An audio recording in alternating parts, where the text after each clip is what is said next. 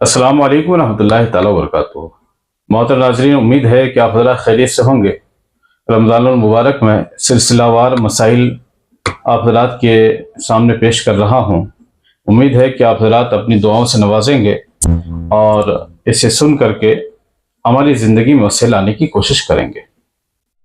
آج ایک مسئلہ یہ ہے کہ رمضان المبارک میں یا ماہ رمضان کے علاوہ کسی اور دن میں اگر کوئی شخص روزہ رکھا ہو، روزے کی حالت میں اسے قے ہو جائے تو ایسی صورت میں اس کا روزہ ٹوٹے گا یا نہیں، روزہ فاسد ہوگا یا نہیں۔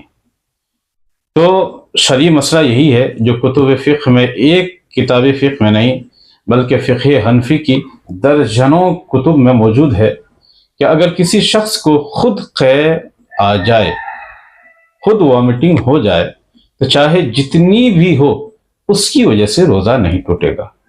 اگر خود قے نہیں آئی، اس نے بتکلف قے کیا اور مثلا گلے میں انگلی ڈالا، انگلی ڈالنے کے بعد پھر اس نے قے کی، تو ایسی صورت میں یہ دیکھا جائے گا جو اس نے قے کی ہے تو وہ کتنی ہے، منہ بھر کے ہے یا اس سے کم ہے۔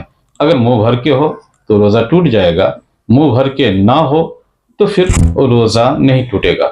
اللہ کے نبی صلی اللہ تعالی وسلم نے ارشاد فرمایا، اس حدیث کی روایت حضرت امام ابو داؤد رحمۃ اللہ تعالی علیہ نے حضرت ابو ہریرہ رضی اللہ تعالیٰ عنہ سے روایت کی۔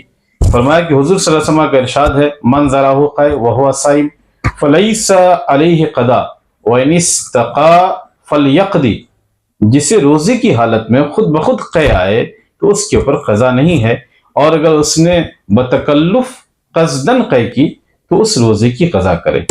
ابو داؤد میں یہ روایت موجود ہے، باب الصائم یستقی عامدن کے تحت کتاب الصیام میں جو مذکور ہے، اور حدیث نمبر 2380 ہے۔ اس حدیث کی روایت امام ترمذی نے بھی کتاب الصوم میں کی ہے، امام نسائی نے، امام دارمی نے اپنی اپنی سنن میں کی ہے، اور اس حدیث کو علماء اور محدثین نے صحیح قرار دیا ہے۔